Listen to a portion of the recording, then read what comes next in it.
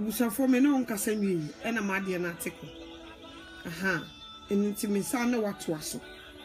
Yes, will be by body for Bible na e was 2 Corinthians chapter 5 verse 17.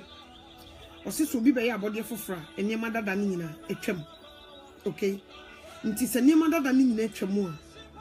And no some and no walk. Send your mother than in a tremudia. Other than a me bokro no we are say. None your mother die trim, Mabaji Yesu Christ ready. Na area metia obi anim se Mabaji Yesu Christ ready. Na masade near madada no etwa Jesus. Why is that? And I'm here to tell you, please don't lie to yourself. So if you really want to go to heaven, I'm trying to tell you this morning, say, don't lie to yourself. Okay? Men chance will be can be being chill and send a watch on who free bonnet. Shall see a boy when I Yesu Christ or baby. He is coming very soon. Akaka krabina trumpet na sound. Na at the say this week me wa Monday. And yes say at the say adia chance e wa America sa na meka na twim. Awia no adia chance say awia abo na isumaba. Na America fo bi ti ba e celebrate with alcohol. Okay? Almost celebrate with Sankofo when him die Yesu beba. Nkobeba na give for aye party pa at the trend. So him da obeba. Na omunim abufushi odi bantino. They do whatever they want. Now no de me hu say ye mo bebre ba bedru abuchire hanoma. We try to practice the things that abuchire practicals. Enti who can be channel say o abuchire kra. Who ko asori na this is what they do. Okay? Christianity a nation. Okay? And your brutal lifestyle and your soon erratic. And it is out here brutal. No be catch out say. Yes, say Bible say me and she tries and quite sorry. Now see oh a brutal cry. This is what they do. Obi cry we are not of Joyce Meyer cry. You are not Joyce Meyer. One casa sister who Joyce Meyer. Okay? Ye kasa also for any kwan say o de ayi etabotaba wo ho say de say Bible kan no say tattoo ade a ye de kesi king and ye de tattoo eto ne ho as ahyenso.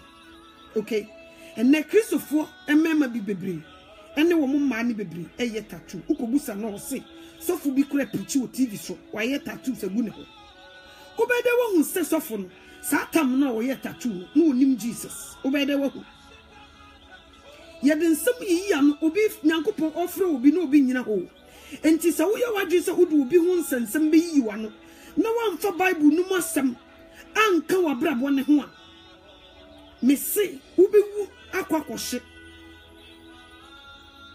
enti misraw se Yesu Kristo ba ne ba onyame ba no oba na se ye ne be sedia na gina brabo a me ne umienu ye bo wasase we so Yesu Kristo baye no na brabo oboboye ne bi ne say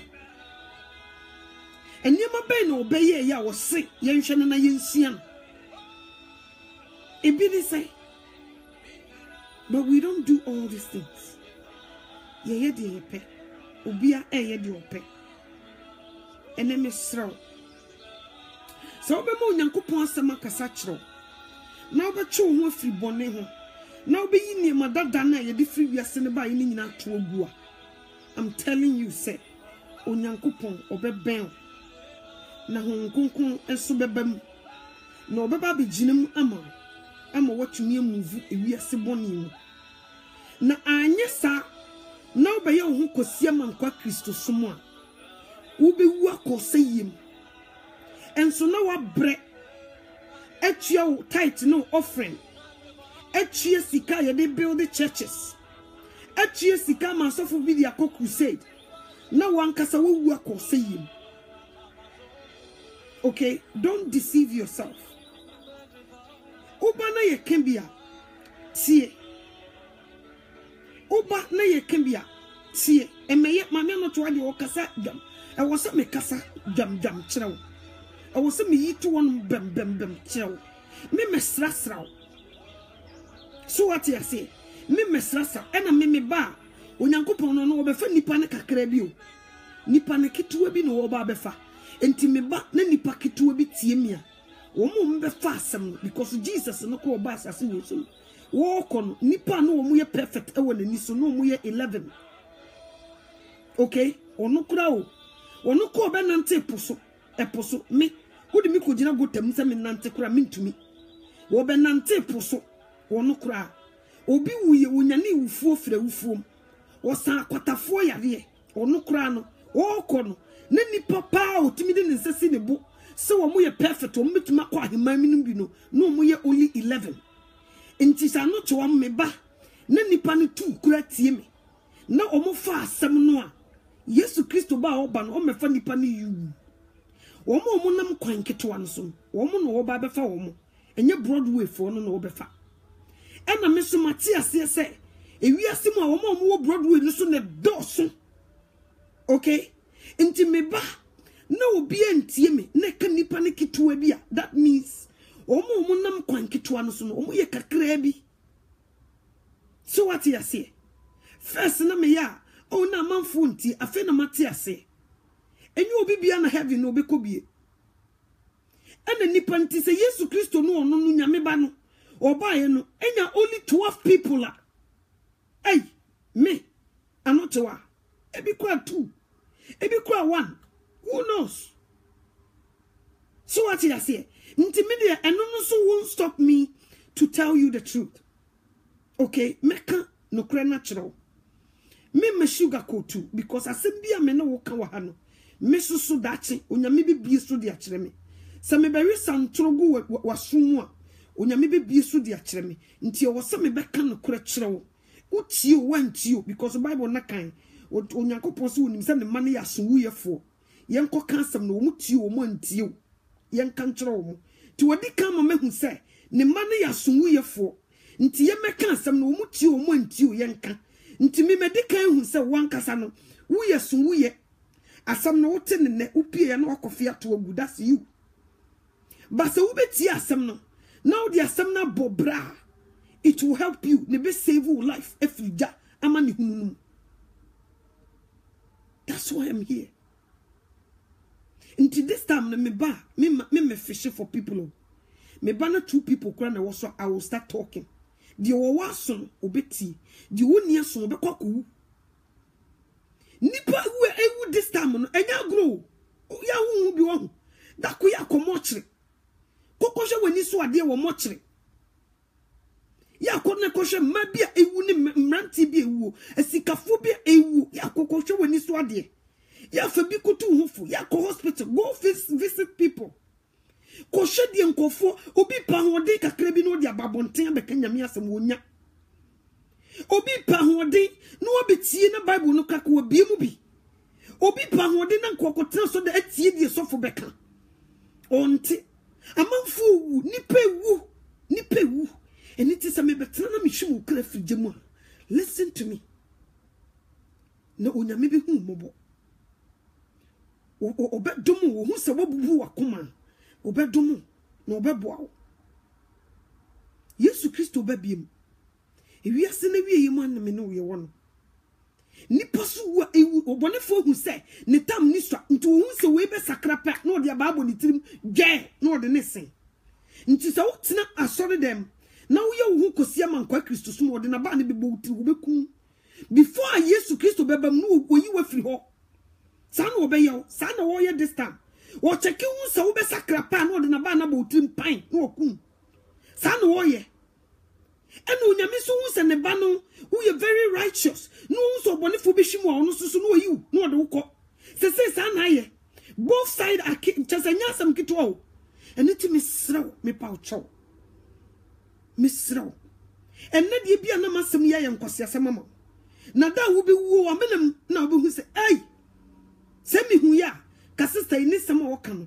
ka me tie bi na me de bi bo me ntoma no ne boa me so what you say enye ye hu bi na teye na ye de abetena ho nye hu bi me pa first pa me nka me da betena ho say ba hwe manim amede to nka without makeup na kam ai kamema me se kamema Would ka wo de hopa ma BBC na cameras mra say ye betwa ka medwane me kwakwo hye empase nso Kristo hu na brusu nti ene metia manim ena me ne wo kasa okay me ne wo kasa because emre wi enya wo dia na wo de wo chena ho ho enne nya wo dia wo na wo de wo chena ho ho enne ya na wo sa wo ye di osoma wo na djuma yinyina ye ba asasi so onyame de ye bae for bibi nti o wanfo amma se bididi nanom na dane bo akobibra wodo ba asasi so se bra ne besom no nti se wansom na wo koi bia so se wo twonkoto amane huni gem.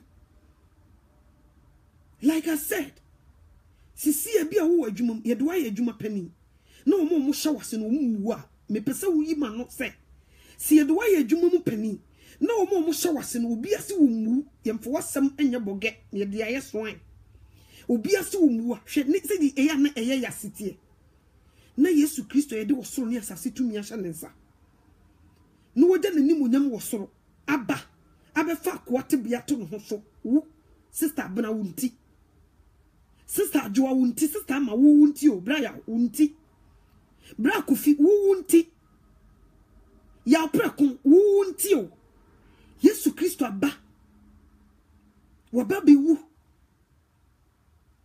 wosi wunti no ye kan sam ye de to ana so de ato ha ye de to ana so de ato ha ye de to ana so de ato ha papa ne bona ni ana osu he's weeping. Jesus is weeping. Wo hwe wa brabo a wo de to a wo so ye Kristo ni a wo su say ma so wo su nyina ne say ada wo beba no mercy. Entina na nikosua na nye black and white bi mu. Di odi be gina ho no mo kotena sakio sofie ko samo ne nan ekodidi ye no. Enye no bi no odi ba wo. Enye sai nikosua ne bi no odi ba no obehu mobo. Atade na nation you fita na no odi nam no. Enye satade ne bi no odi ba wo. Di wode ba ne ye abo mogam wo kyerɛ se ne ni abre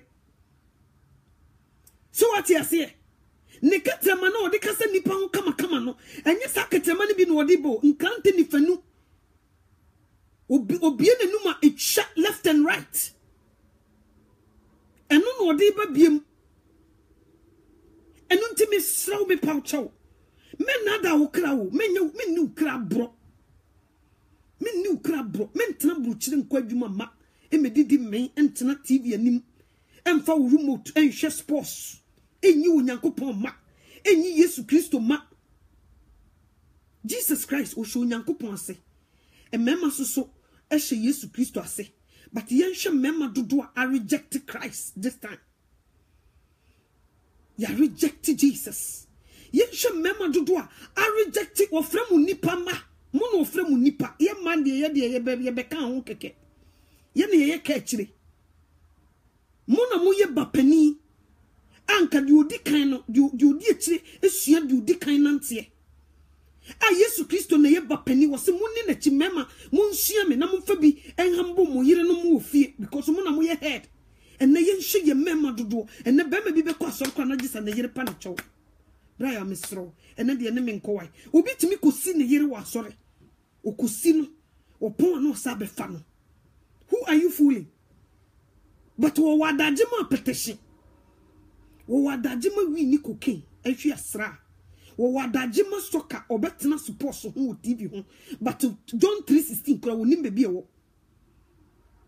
We have to be vigilant. We have to be careful. We have to be very careful. Your memory be they rebel against Jesus. Intina all man is so gama bi mu no. Ntina omma ne so gwama bi mu no enyasam ketwa emema ne emusen ena gya wo mu dipadua de ama Jesus emusen mune mo ma emusen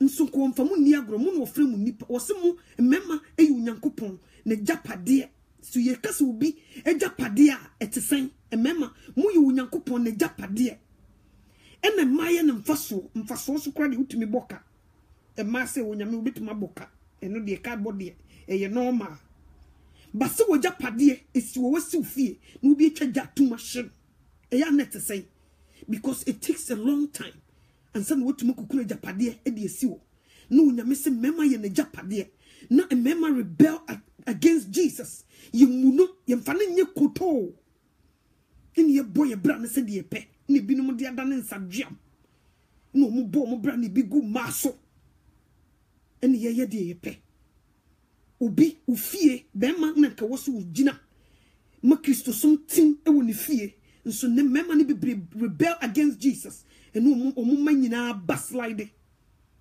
sana ekono ne manu so betom ono so wode mi pemikun sister no jo mi pemikun o nko ya ho obi jami na nse mi ka so kwasoro so nko mi koka na ne buofu sa kra o pe so ne me beda eni nti sister no jo mi de me nka hwe me ka kro se Bible se oba unim se bia ho na beje ukunu nko okunu unim se bia ho na beje oyire nko enu nti enna wo no nanti ukoka Yesu Kristo ho asem no na eni nti wonanka wajai no washo wa no pop na so won kasa eye master no oba wose di odo enna eja eba eyiri okun ese mi asafo won fata mahenie oso ahenie ni yefa na ni bre ahohare eni den so ye ni abre. If you really want to go to New Jerusalem there mami bo waboso ena me kache wose ni din nso nti ye betan ye enti won fa na easy enti se usuro se ye beta wo dia eni woso ahenie no wayi hu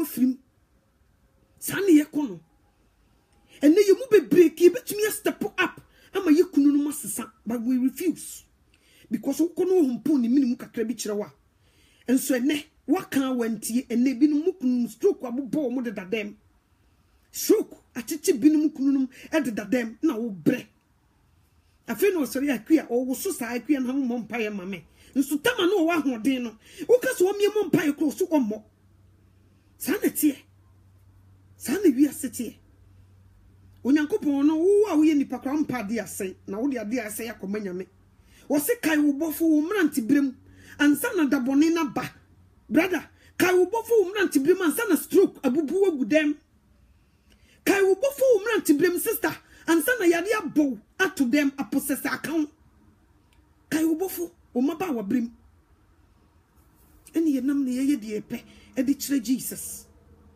We are doing whatever we want. And the bema ubo se bema so ne bansa wo kire ne wiase mu niema eno de kire no ye tue sika de ye mako school ye tue sika me de nka me hu ye wo de wo so unim reading nka me no wa ka me tue sika ma teacher abe kire me ba Bible se me nim reading nka sa na meye nkola na ode wo ma hye yensa no se ya ma wo ma hu wo se kire abofra ne kwan a wo mfa so no wonyina wamfiri ho nyansa mfiti ase eni nyamesuro nti se wo ma nyamesuro ntima kola ni mu a onye nyansa onyine a onye nyansa but bema po awrade obede di nyamesuro atete ne ba oba po awrade obede di nyamesuro atete ne ba wo se wo befa Yesu Kristo oda so de niema dada na ene mu nyina mo se mu yes mu bebre mo se mu ye Kristofo nso mu fie mo da so eburu shata wale ne akode ye mo de efie enna mo buru na mo kire mo mase di sisa zonto enne mema bebre mo no mo mateke mo kire mo se di sisa zonto mo kire mo shata wale nyum nso yeja wo soro krakwala no onim ka de ebeje ne nkon da ache de de ne ko gina atemu dwanem ama onyame hu ne mo bo no akwala ne no kro onim ka ene yeja ne obi e bo ne brasa de ope mi bu sa o se wunya wiase mu ejapade nyina sika ne dwete bibibia fie usisi adan nya yire wo ma die biem naka. I'm asking you.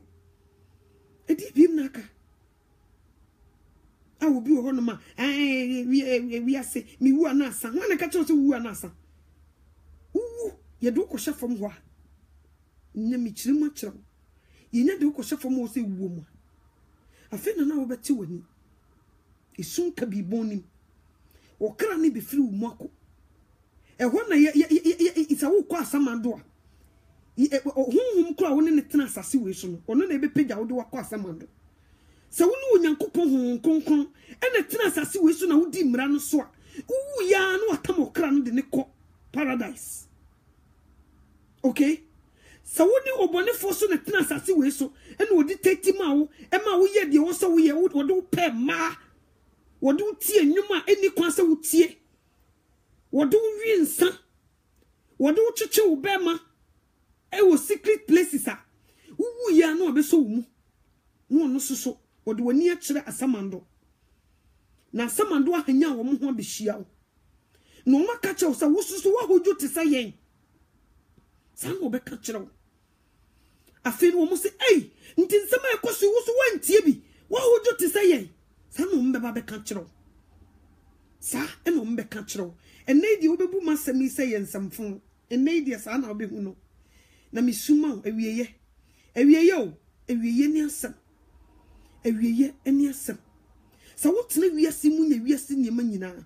Na wo hwere Jesus a, me se, wa ma wiase kura keye.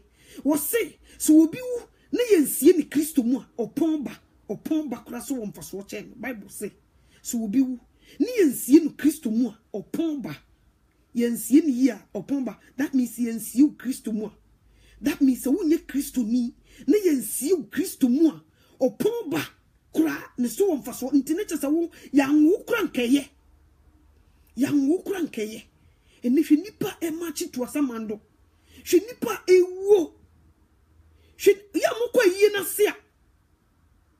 Edi agina ya ne ba mutirim. Mokwa yi na se a, di agina ya ne ba mutirim. Mi pese me busa ye mu bi. Sa mokwa yi na se a, yesi obi ewu, ye kwa yi. Ukuduro yi na se a, agina be na ya ne ba mutirim. Minuwa kamede misabe gumitin mesuama me ho. Mesuama mesu me huda. Ehi na mejina. Ehi ena mejina. Ewiase na kono twamo. Sika wo pani niema wo pa wani abre no osoro yi ne esase be wo so. Ebedwiri sa niema ne nyina ato ogufom. Die ntie wansum nyame no ebedwiri ne nyina ato ogufom. Ntu de ye preachi a fa nyame asem yi ho ano. Yi ho ano o. Wose ni nipa dodo chi wo de ye ba yi ho ano na wuda. Anamonsia 6 feet under baomes. Duli say Yesu Kristo ko bi mu a wo su be ko bi mu. Sanete eni ti me sraw me paucho ye nitifo ni dwane free wiase na wiase we oni shade ma. Wiase we oni shade ma. Na munya edifo atrofo na chiridie na mo gigimo de mako wuom. Omo gigimo de mako wuom. Se me se me ba na 2 people be gina hatie mi a inshira no. That's it. I'm not fishing for a lot of people. Because I saw for kese no kura no. Omu nyebi. Okay? Omu kasa sagu kwa. Nipa e machi tu eko jem no e doso. Because we say so bi ba ya abode fufura nyama dada ni nyina twem. Nye de nyama dada ne da so ti asori dem. Eni yi ho ano. E na asori dem ne ye twempena. Ye se ye worship. Ni ye twempena kese. Asori dem obi ti asori dem to nyom. No tunye nyinsan akoyi abortion. We are body fufro. I don't think so. Ni sa we are body fufro. Saka we are body fufro pasa di hunu na nka niema dada na ketwam. Nso wo da so di niema dada ti onyame na ase. Who are you fooling? Okra na wudi na bro, me ka me kiro. Na da okra na ni bube fu no, me so be yiwato. Obeja wo oka kwem.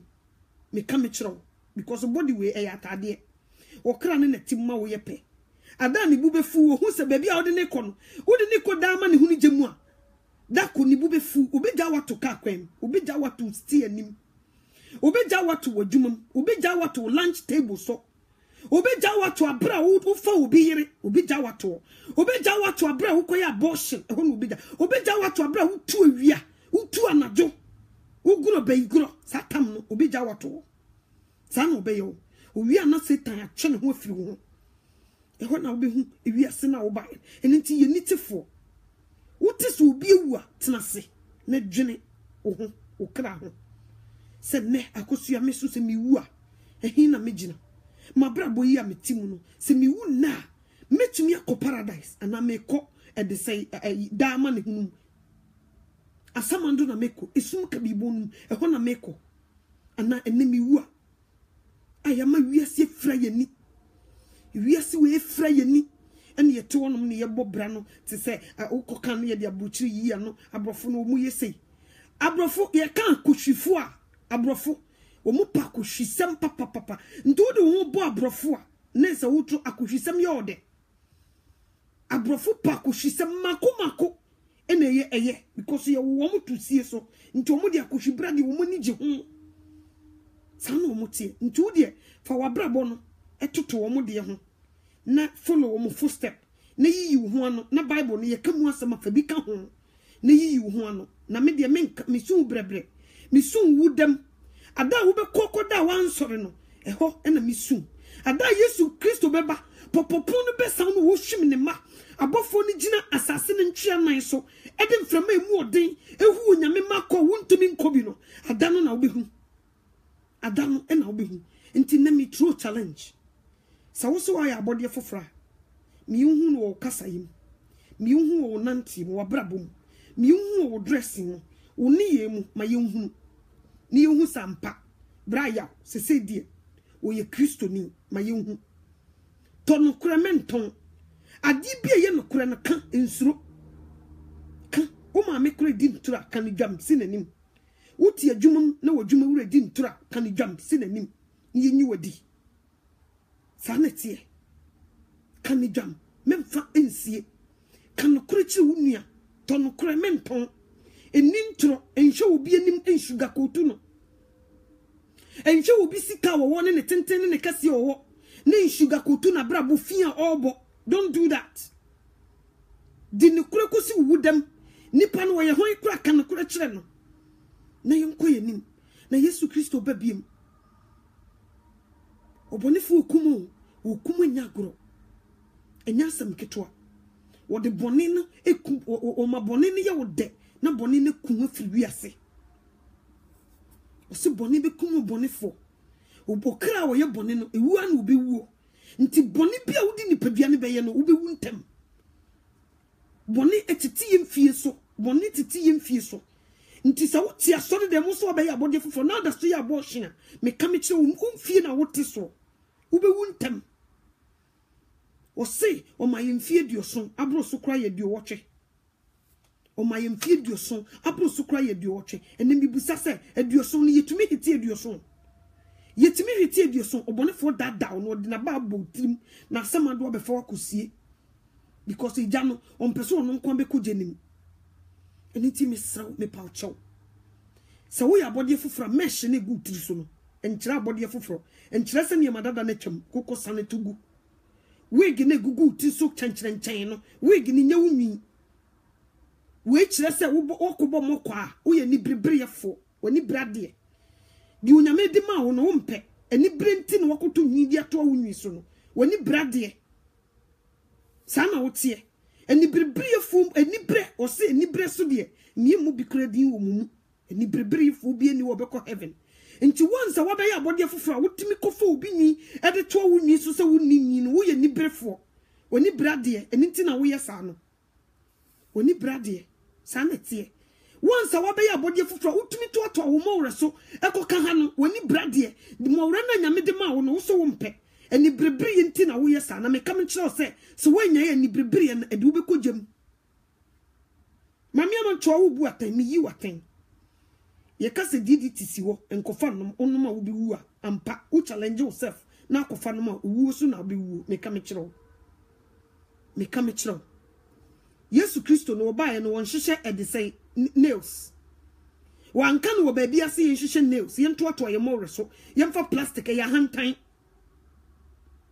eya hantan nti yemu bebre ya yese krokokoko wonam fom na tamban bebre wo ba krokoko hantan mu eno ba na tabam no hantan wo fom nso ntrohwe na wiem ontumi ntu a hantan nti woda so nam fom no ya yesem eho no wogye ne fans wo kan no hantan no oje bebi a metin mintumi ma mensem ka wo no hantan no ode kyerɛw nso ne hu nwi bebrebe atrohwe so wote se mikokromoti nso wonam wiem atrohwe na wiem ena krokokoko enam fom ahantanti ema bebre be hye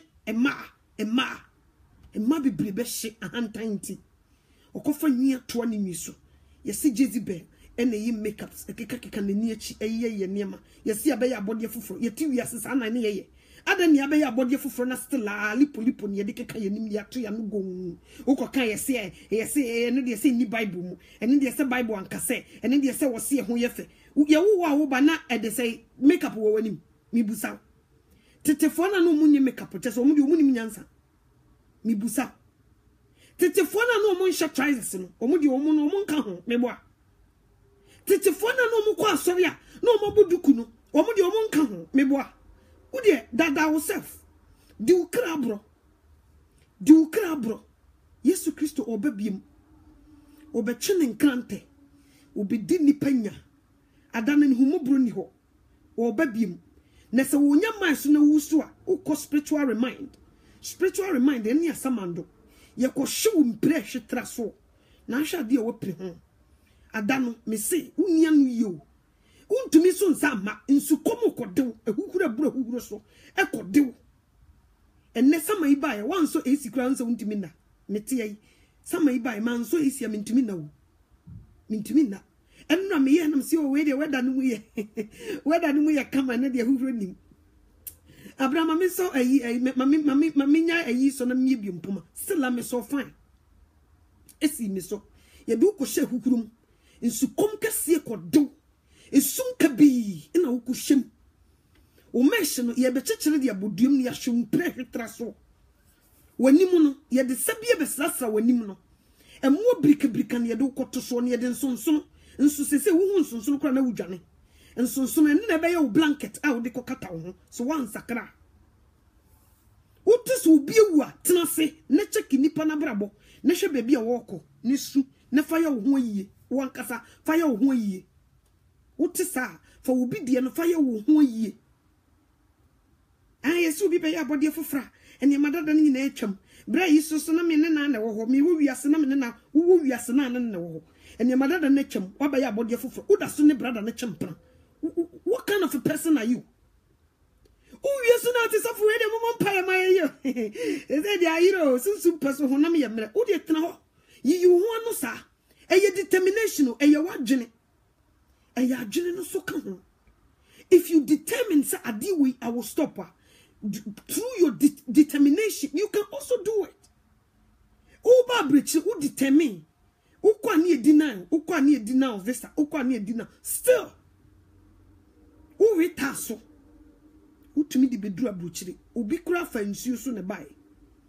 Obi to me nam from a desert so eco Libya. Warrior tasso. Yet to make us a quem home, warrior tasso. I don't know in tasso uncle heaven. We tasso nako heaven. Me we are sincere. Ye ni we are sin chaka. Until say, my no we are say, and I may we are say. Ye ni we are sin chaka. And so Uye kosiaman kwa Kristo sum uye lukewarm ko trouble je ntu story na o de of mami we preach pa so of mami we preach pa obekona na wigi gu na wam na ne ma we free akoka omo so na mutie omo obekona nipa no omu li nkofo omu li di nipa akoje mo enye izo u nipa dodo na etie no na hwe na brabo na do nsa guti na osuo ma omo mutie no sa na wo so ye me say unyame be fa baabi a wonyini o baabi a wadwene na ho no de beje ne ma me ka me kire wo baabi a wadwene kura fi se oh ha de oh jai twa no ye se foda be no bible no akọ bible school pen no de no wonim me se wode wo mo no de ne honhom be kokose no de age ne ma me se obeyi woni afiri so obeyi woni afiri baabi a woni kire no se broadway no so na monam yes akwankase no wo de koso na fast kwankase no so ekwankase no so na monam na mo de mo fans me say baby awumu no no be faje ne ma no be faje ne ma what no be faje ne ma sanete me empare me se me ba me nka no kore anochoa empare me because se me timi eja me wigi ewu ewiase eja me niema bia me hyehye niema ma to pa sister amato agu enya asem ketwa nti se me na me de me ketre ma beda fedefe wa empare me se me de me ketre ma baba beda fedefe wa ha me free ho na me pese wo so wo free mu bi ena wo be ye Kristo ni that doesn't mean say wo ya te is the way atete kwa wo mu hwe se de mu hwe ni duku bi achim me mfa ho I see myself as a precious gold. That's how I see it. Nti de wo hu no sa na be bodon wo wadwenem. Okay, so so we a precious diamond. Sa na bodon wo wadwenem. Bodon ne say, o Master Jesus no, was some bussing we are simuni penina. Because we yet Sani Assasi we so a koa di koa. President Tekurabi Jani. Yes, still won't be Jani. I could catch a me person won't for moon see. President is the Kafo at the four. Umunina be Jani. Nti me master no said you will see bano. And then the me who me home. And then the man me need Jimmy home. Me who me home. Oba no mercy. I can't wait. What in the punk on so best horse rider. Jeffrey ne numuba ne ponko ti asienam ija ti asienam so ebrate enya asem ketwa no mercy obekukuru soro ni asase te se handbag no wakoto na kyene sanya me no na mimidi na chi o enti so wose me moduku na menye me ho atete kwa te se de mo na mo ka o se Christopher ya atete kwa mo na mo ka mo so mimi hu mo wo wiase se mo na mo ya atete kwa mo na mo ni efura sana mimi hu mo muti wiase na mo bode mabonsam no mo na mimi hu mo se mo ya tete kwa mi sana mimi hu mo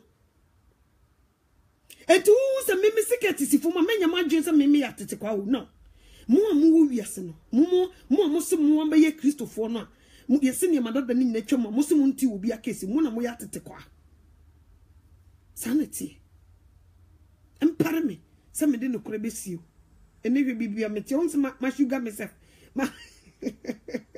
ma hangi myself baby ameti on se bibia me zakora mie me manage to talk to you asem wa bo madwim me di me bible wie ya na sase e bo madwim kan ti na wo se me na wo beche na wo se me no e beche na wo nyina yi a wo gina yi nti sa wo si Yesu Kristo maya owu den etetan kwanche wo twen wo tetan kwanche e twen dako wani beba ho so no na wo eyo so watia break no watia gas hui pan sanity ntu ne bebi ewu na beto ntu na ma no aboabo ho wo sori efirifia na waboa ho ebia no wansa ma back home ukoda no waboa ho wo sese wa ayi wadwene mu awrade ne boni be na maye boni bia maye bia me so fa cheme because ukoda ne bia na wansori ukoda so bia na trumpet ne be soundo eniti misro yeniti fo ni dwane me ka kire yenua mema no bi so so mo se mo apu Yesu no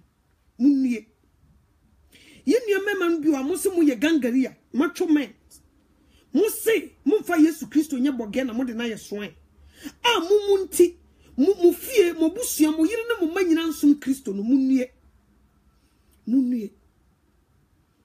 o sana meka no munnie na master no obeba enche onemo beba bedi na nyonyonyo onemo ebeba bedi na nyonyonyo ene wo yire nche manso because wo ye Kristo ni Yesu oba ene wo kunu ntina do anwoma so because wo fa Jesus Yesu Kristo oba biem obebu bi aten se de wo de also wo ye lawyer obi ko wia banche kura utumi de ni kotum utumi twa 5 years mo obi a wako wia banche check yourself wo so wonye boninti a wo soro gya no check wo ho ne sakra na nye sa de wodi aye obi no wodi ye de wokoto gya nim the lifestyle ni ja internal me come chiro enya sam ketwa enti me no wo na me ye lawyer ka me so me check myself okay lawyer ne judge pani ofiri soro oba enche ofiri soro oba enche kura enti wo so check yourself. Check yourself. And ne obema etumi wo ne ba no wakutwa kola ne ti yesi bibi di amale no wakutwa kola ne ti ne bi samfinfin chese wawo wo tsra kola no eniema ni kwaso wo kire no na kola ne nyini no obetu ni so atua wo se ne kola wo mabade omumu ade who teach him se ka wo do nyame asem ne titi akola na nkube nyini abesuru nyame abeye panimpa no odi bu se fata de ama enne mumu bebre mu machi sekan enne mumu bebre mu mane befia no toto apon mebo no toto pun mi da fo neba enne mumu bebre nkola 11 years wonam street so shi wi ni cocaine akola 11 years 12 years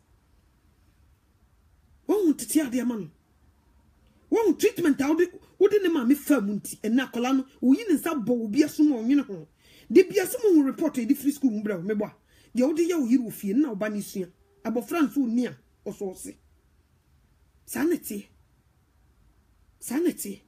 Ame papa de won de na yiri de wudi agro be papa wasomo enu nti wasua de wo papa ye de betena bruchira ware wo yiri edi nchima na wo papa na so ofre police a wo se oba na ayebone sanity me ma me de no nchele o no otimi me papa pa enu nti ukunu ya na wo bro no dem utumi shatu ukunu down utumi ka kire no ena akosi me se mempie no wo hyedem odane boy en wonu aduane utumi hwe nanim ka kire na akosi na waduane a wonu aye na nkyene nim enye dekora ade na wonu aduane fon sa mo mefa nko makọ adwuma bre no me no aduane si mi wonu wanu aduane fon sa nti sa na me no aduane ma wudi aka be yesi na wudi na tem odase Kristo hu abrusu nti papa na bre no ho asia to the lowest point nti umfa ne nyaboge na ade na yeso Yesu ba enitifo bi dwane afrijem na tipo nkoso me se obeye te se ade se sonsono aboa oni ani ode ni ti saa be pimpim saa na okoto jem se fu but onitifo bi dwane age ne kranko saa na tie eniti meka bi akere o fa bo wontoma no ne beboa okay enwum na wobobo wo fie ho no emfata Kristo sisa ne nyina kotugu bo asori nyum wo fie ho na honhom papa emmunwura fie ho enwum na wobo no fie ho na wo de kire wo ma na wo musa mapuka wo dembo stop it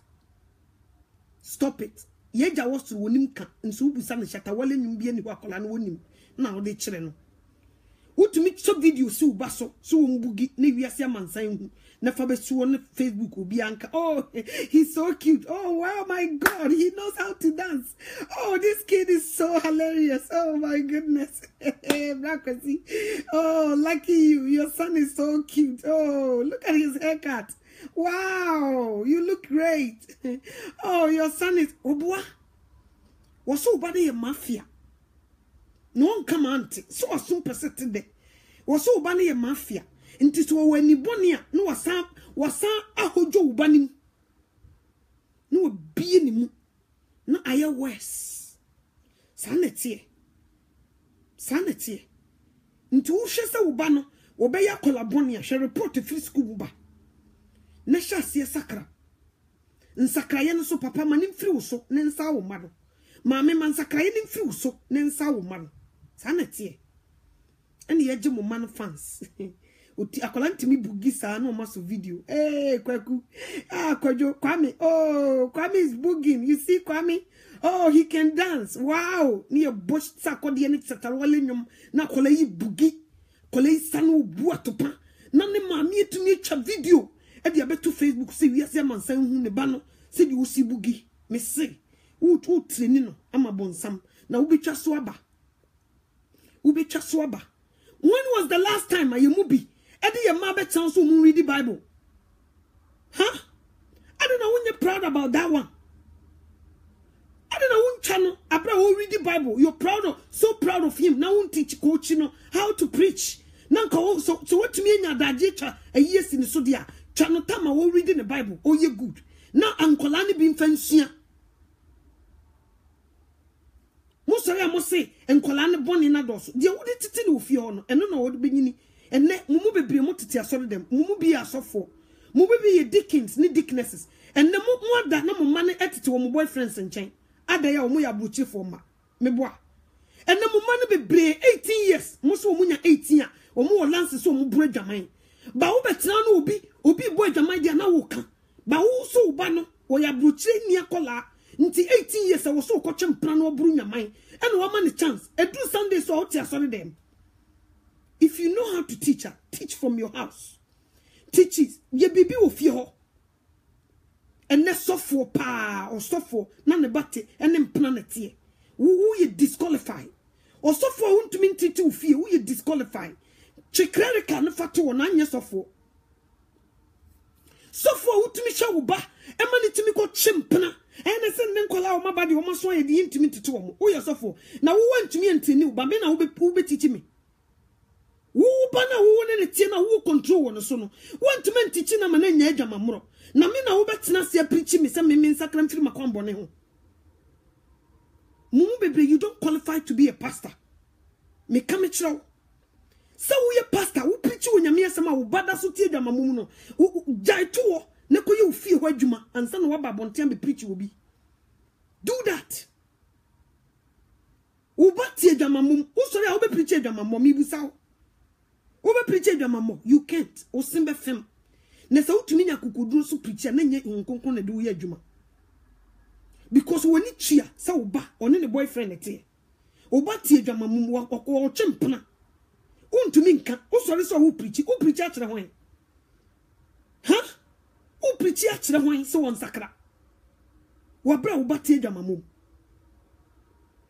ene ye disa na ye tete wo nti wo be da be ka cho se sakra untumi nka nti wo ba wo be ka cho se wo be diye wo be kwa bruchi wo be toka wo be ware afi wo be nya wo be odi enima asofofo ne bebre omuntumi preach boldness ni nyina na egina omumma ne ya omuye enti se wo ba be preach ade a wo bi nyai na wo batimu a how can you preach that mi busawo e bless you say wo see e kan kure don't lie to yourself don't you do that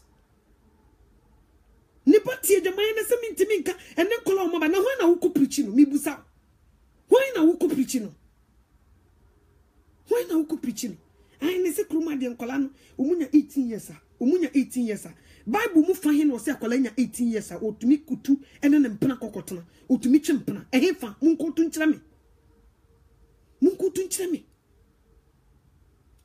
no motiwo nti sa wo yesofo ampa a wonyame nsa wo so dia you have to work from home. That's what you're supposed to do.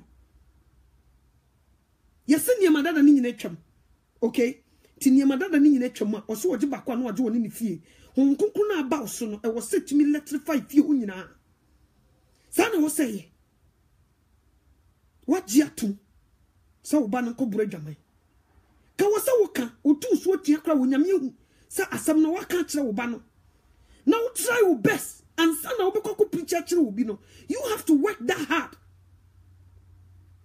Eni etetu nti ye be kasa powers bi anim eni ti di odi be gina ne se wo be di wo be toka wo be kwa bruchire ni ye gi ye hu sika die ena sofofo ogi wan hu fie ya wo be dan ya bontenso ni die yi se wo wan hu fie ne die yi eye wo be dan ayese sofo mame oni nikunu wo mu nikunu wo twempra wo nikunu chi wo sore no sa betena se no wo preach se dwamamonye ono susu ye dwamamfo first class nti ade na wo nkoja dwamamo na nsa na wo be preach obi se dwamamonye sanete ene ye detete nti sa wo ye preacher start from your house and yes you don't qualify to call yourself pastor muso no mabobọ kreleka muso no mabobọ mu nka na kore mu bebre mu nka na kore and I will tell you mu bebre mu you call yourself pastor nso wo yire tie dwamamom wo ba tie dwamamom wo mani nyina tie dwamamom uso na uko preach akere wan.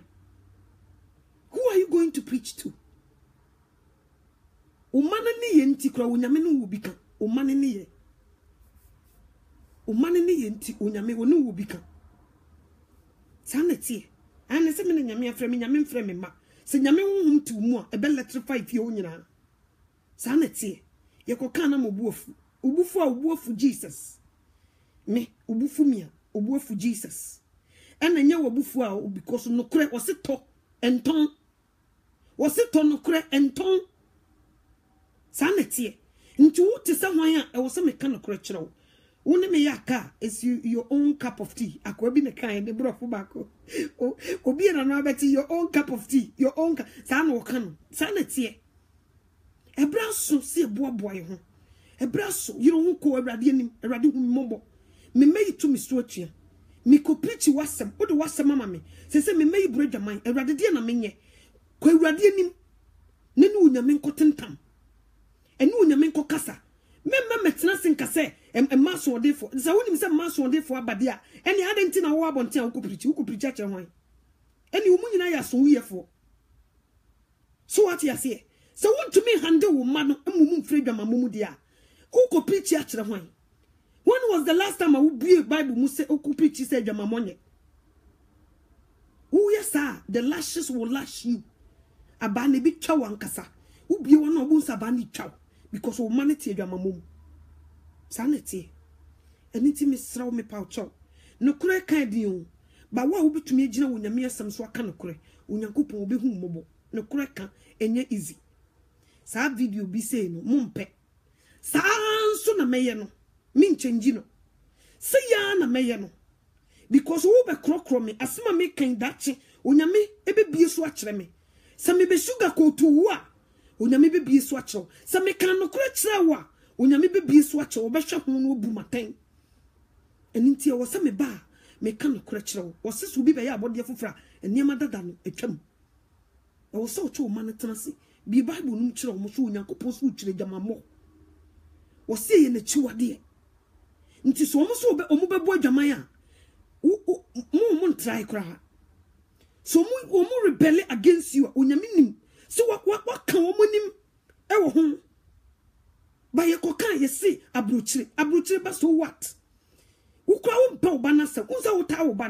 ba no pa me ka me kire wo no wo ba no ba ku sei because wo do wo ba e na wo pese wo ba no be ko ujama ne hunu mu a nka wo dia yem hyehye e be trite wo ba no a kire no nokre ema no nkwa adwamamum because one the boyfriend ne tie no oba no wo wu wo kɔhye wo do oba no me na me do oba no me ametia me na me do oba no me na me do no me na me ka no kura kire no because me ka no kura kire se de be ya wo be firi adwamamum no anko seyim wo be firi kuro no bom no anko seyim me na me do no enti so as a pastor wo to me sha wo ba so wo ya abruchire enti won ko bo adwaman a wo ba ne wu na wo no wo ba no si ekas will be done ba uni do e de ma oba uni do de ma oba me come chiro so wo do de ma oba no a can you teach him someone tene dwamamum kasa na obe ka kire no nka wo supporto wo si munue mo frɛ papa se boni na mo frɛ boni se papa munue sa na bible naka wo si munue o mo frɛ boni se papa na mo frɛ papa se boni munue me ameti aka sa nye no ubu ofu me se mabeka sa wo si due because ye no kure na me ka kire wo enye ntoro na me di wo eye no kure turo do enye ntoro eni ti me srew sa wo ye sofo na wo bada so tie adwamamum a wo ta wo ba no umpe na sem emi wo no kura sa wo ba no wo ta no because na wo ba ni wu a wo koda ma ne hunu gem okohye wo so to wo se wo ye sofo wo sora na wo bokrerika me metena kwan nkyɛn yɛ 1 pound maka no kura kyerɛ umpa wo soso me mpɛ de wo ye no ubufu a me so me bubefu pa me buafu dada namte a ubufu a me so me bubefu me ka me kyerɛ me ka no kura na kyerɛ wo enkoye ebraso see ye careful especially abuchira kra de etan yo abuchira kra de etan asofo ma eburu nyaman enye bi nie o ntina omo kuma na enu okum no hunkukro be de bowura wo se boni nsem den na hunkukro be tan mu no do ye adwuma wo sika na no to wo di budu ansa onsa ye oya wo di budu sika na no nye sharp because wo kire but wo nkire wo ho sanity wo kire wo but you don't teach yourself sanity any edit one will be a de ope yes ye de say onyankopon de o sige ni lesbian de wo chiri onyame se wo chiri gay ni lesbian mesramo mo ye gay ni lesbian munya ye o anyesa mo be kwakohye nso be kodem na ni kunu fa neto who are you fooling me say 5 years from now emma bibli bebo diapers emma wari fool baby amonina oti asori dem na ni kunu fa neto oti asori dem no fa na yire to okoso no ku preach against gay and lesbianism. Who are you fooling? Ada wo yire bebo diaper ada ni bi hu odapa ada wo yire to be so nsia ebeji gane se wo beba be ka no kore no ada no e na osofo ibi hu odapa nti wo de transori dem ho catkiss yire ho tonwum wa sorry do whatever you are doing ne koso fa wo yire to yakoka wo so mo ya warefo fa wo yire to na ne to hankra enyi na wo beto se ye kan gefo asema be my fans enu bi so na wo practice wo dem nti wo so wo yoba ma ukunu kwan no de onkoso mfauto mama ohwie be 5 years wo be bo diaper ne be wonwa wo to be so nsuo ne be wonwa wo be wu wo be toro me kameche wo be trofe me kamechro wo be yete se wafunu be yese TOT me die kresha me die soso esha me kamechro wo be toro wo be yete se obi a wa we mpetehia toro nti wo de ukunu so wa na mfauto wo be jawa wo de koso no mfauto na mama 5 years o to be so nsuo o tena se na to afọ me kamechro sanete ye kwai ye sige ni lesbianism they say the Bible say be ne be kwa wi si nyina be tene ye si Sodom and Gomorrah ebi fra so dem ne osofo me kai man bi no ni mi di nkomo ohini bi no ni mi di nkomo wo ye no wo ka kire me so say they say sofo woni ne yire koda oye na okofa na yire ne to oye osi ekua we de manhunu epetri ne kofa manhunu oso wanhunu so oba ne kana no tuma nkofa ne to sofo who are you fooling oba ne kana no tuma kofa ne to osofo esa agro nso obegina popita ka wo preach against lesbian and gay oso ti ho na wo practice bi Uti a sorry them one out to you, who practice be. We dicknesses, and you be na mo practice with them. Ye famoto. And man, more mobo. Hey, more me, yamosa. More mobo. Ain't I not trying to say, one family to be jamine, obeja, who's right day. Was obeja. What shall in this woman not baby at that one fato? Obe fauto. Obe kun, so unima, and then me catch her. Obe kun. Was this will be by our body for fra and Yamada than in Yade, a chum, 2 Corinthians chapter 5, verse 17, and Aka. And it is a near foul too, we are say, what be a Christian and far to him. And to once I be a Christian, that's a foul to not just a we look war. When I miss over 4 from the noon, could trouble Jemmy 4 from a noon. San obey you. Inti Sacra, no abo sabra nache, unim da will be woo. And yes, I will for the Nabani be shoot him. Now, someone do before could see me come a chro. And some more montio obey that. So food nim no be general could preach a jamamoa. Ah, when you so be born a quedu. Now, so for a patch, say, Nebahana and Namwe, the boys bear 5. Nebahana, Nebaka could not want the guest bear 5. The guest bear 5.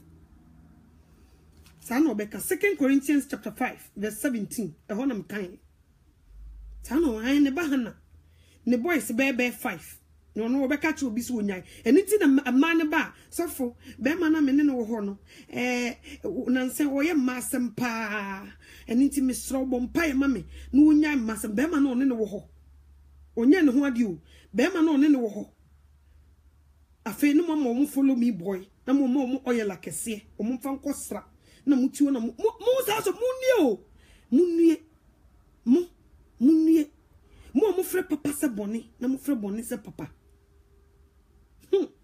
munnie pa ene me ka wasem ewu etitala haban so anamonsia eda ho mo bia amanfo wu too much this time enti me sro me pa cho me sro ti bia wombia sakra na Yesu Kristo onhu mobo enko Yesu nsum peso ho na memre misraw se di utimi hya wo ho so etimi ka se na me ye fasting me de me yefunu to no hya wo ho so also efiri boni mu na nyame bi hu mobo anye sa menka na da wo be hye o mama na to de obu ate na eye no kro wo se oba bema eni bema enna oba ni bema na ukoye saa ubehye wakao nti se miso mika mi mu waten o mi yi waten eye sanete won fi mu so ampa ne uwa ampa so ukoshe eni nti mi boni ama ye nene sai nukura na meka kiro nsemo wonti o yen kan cho ba bia o tie me dia na wantie me na wawuda udamnem obekai asemu ebi chaw picture obeka se wanhunu wante ebi chaw picture se maame bi na obetena na ne duku so obi a oton fula no obetena ha kasai ne mantie mede me duku na ete so obi oton fula ebeba betena ka no kura se ma kire wantie so a obekwa akohye sa na tie eni me srew me pa ocho yeni kurati oda na mum de eban Yesu Kristo wo sisi New Jerusalem awie yemfa bu ese fatama papa no ne enye papa ono ne overall boss ne papa de osoro ne asase tumi ahye ne nsa ono ne eba bebu aten wo de atemu ni nyina ahye ne ba ne nsa nti se wammu no a wammu ne doba kro na mame anocho ade asem na wokan ye nkramofo de ye ginyame di pa Yesu Kristo ne yeni no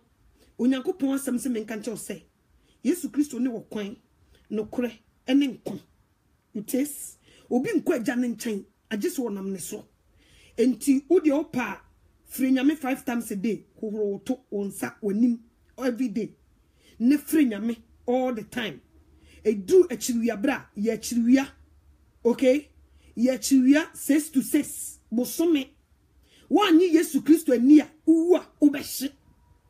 I'm telling you the truth. I'm not going to lie. Me come chiro because we be ni hono ma we see the mansion a wo kofio a wo be fa mpoma ni mo hu obi jawo me se wo be twe AK47 obi shutu am wate abehwe obi bu kromfo enti se Yesu Kristo ne wo kwan no kra ne nkwa obi nkwa agya ne nchen de so nam ne so ono ne door no enti se wo sai door no ho a ade na adwuma mu wo ni yeyi boss a ono no na wo twen ona ansa na wo de wakosema koto nanim wa bra wo ka kire manager no a enam ne so na beko ona ne wo na wo tietia design manager nanim. Why are you doing that? Was it when me doba or so many onyame aka was it Jesus Christ ne doba or so many ne doba o because we be do eba etisen was it ne doba nti de menye ne doba kro ni now de also ya ala ubo sa wo beko akohye sa na tie nti no kra sam na meka chew Yesu Kristo anabi Isa no obabiem uji ni dia ubenya da anko wanye anabi Isa ni na uji ala nko dia obehye you this sa na meka chew yes minkremofo obi fie nti me meka minsuro and they know meka chew mu de bia sa wo do entertain God now hiti anabi Isa obehye sanete wase munyi onyankopon ni menso munyimini na tenabia pi e wo meja fie enti sanka menka se mekonma ko siesie baabi na mesan ba be famo New Jerusalem hono so obesi wo bia agese waji Yesu Kristo adi wodi ni mransam so ansa na watuma ko hobi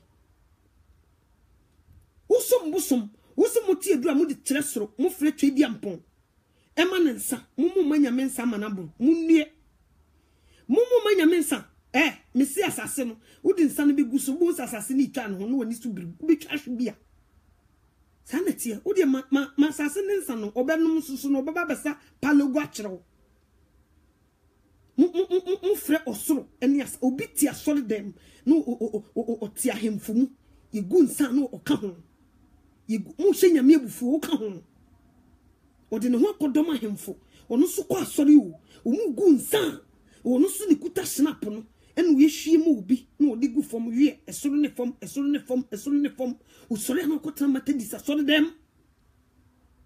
Who are you fooling? Hey, uko ka osi amamre ye ntonchene u hwie sa ahye onyankopon abufuo die eye oso join bahai enkanka Ari Krishna ene Buddhist my sister ibia na utie me sister me se wanya Buddhisha obehye o Yesu Kristo nkwa na anam no so a obekọ heaven nti sister na me ka kiro se wanya Buddhist achiridi no wantwe mana ma Yesu a obehye ebe onwanwa u nyame bi di na chi a dwane to Jesus no no ena wieye bre no obeje wonko eno na me ka kiro Buddhist ntimi nya ohwe ene ya na obenya bibi wasase we so obenya bia ope woni beje but me catch us wu dem unya awrade dia enti ene akonya wo ho ma enka achi Yesu Kristo nya ma ye ade achi wo katremada abodwe mu de wo chance privilege wo ho sakra na obehu mmobọ mu bia so hunhuna me ukoji Yesu Kristo dia me yiwe firi me mam mane nyiwu firi mane ntwa udin emfiri ne mam na Yesu Kristo nkyere udin won kwan manem me matetim won kremum wo ubekoko fa Yesu bia bafia me yiwe firi me mane nyiwu firi ni di udin firi ne mam oyi udin firi ne mam Yesu onyankopon so be yi ni di firi ne mam mane nyini udin eno ne ehunahuna ebinom di hunahuna he wo ma me ana wo papa ka so be yi udin firi ne mam a won disrespect you catch and say you what only udin film and no disrespect wonu kra we can disrespect Jesus dada so what you say wonu kra disrespect Jesus dada onu ni case kra da ho yenye ni nti so wo ka se wo som bosom wan som bia obeyi wo firi ne mamu a catch no so won twa udin ene ya won twa udin film enye disrespect no and nti yenye careful na Yesu ayaba mu no a ye betena mu no me se wote wono na nkramofo abaji Yesu Kristo di no mu ko heaven na wodi kuturubo dweti asore dem se waji Yesu Kristo di ase dwama mo wunya yi me se obehye waji Kristo Yesu adi a woda so yin nsen tugui oh wo case pa enya gro eni nti me srew me pa ocho me di nyame edi eni enidie esrew se Yesu Kristo se wo mpo akonya da so ho ma odiboye ni wiase de wawuo ene we bon odiboye ni once aketemada wabodwemu de you can change nti sensakra ye bi wo ho no ma emonto ho ene anachena ene ya sesia do it now no nyame onhu mobo de wo waso no ontie de honhom ne kasa kira asafo abusuafo medamu nyina ase onyame onhyira na onko mmoa onyame hu mmobọ mesre onyame se obi bia obonefo no edi ahantan awura ne mu na wa prim na koma se omane mfa Jesus no mesre sa onyankopon no se onhu mmobọ na omra won srabem omeboa konkoto dwanim bompa ye ka kire awrade se wa hoden eni unyansa ntumi omeboa ugya wo pem nyina ma no utu nan ne ba ko a obitu ba ko ka ho na obehu mmobọ na obeje nkwa emre ni ho ma unim da obewu yenim se weekend ni kra be kwa beto you don't know yenim se ade kra be san chewa you don't know emre wo ya na wo so ugya wo kra wo nipadua e de hye Yesu Kristo nsam mane nwu life anye sa obonefo de na ba be botim ama samando abefa wo de wakosie sabre wo ye adwuma ntenten nimra aka na esua yenimre wo yetam ni swakra ye ni time eni tibre wo ya na wo se ye sakra ya dwen ne yekoji Yesu Kristo di ne yedidi na namo so wo se Yesu Kristo nyame ba ne ba ye ne bese sa wo ne bese dia age sa wotutu na wanamo sisi ne diem age sa wo ye di ope na wo read the Bible every day na chira obi won mame no twa ne bie me Bible wan maniku me srew wo di twata ma wo ho ye want to say every day bia wo be spend 10 minutes e bie Bible mu chama ho for the whole month o say every day bia eno sa no u bie Bible no na odumofo bibie wo hu bia no stop no just 50 minutes a day spend the Bible ho sa for a month no so no increase wo de ye nkete afede wo bo say yes wa kwadre afi mo na wo sua nyame asem no bone fo twe no firi wo mo na wo sua no wontumi nyina because wo bia asem na eyenkrante etwitwa no wo bia asem no mu eno afi wo be sa wo so wado ho afiri wo bone fo nsem because mo na wo sua trosem no na nyankopon oben Yesu Kristo no o tweben mo na wo sua asem no na oben wo yesa wo bo so bone fo no obetwe do ti hyase efiri ene na ye nkakra bo nso nyame obehu mo na obejo medamu nyina ase onyame hira na onye okese mo besan ateme nka biem amino medamu nyina ase Elizabeth Apia God bless you Chris God bless you medamu nyina ase mo ma bayo mi kohwe mi baby mo ma ba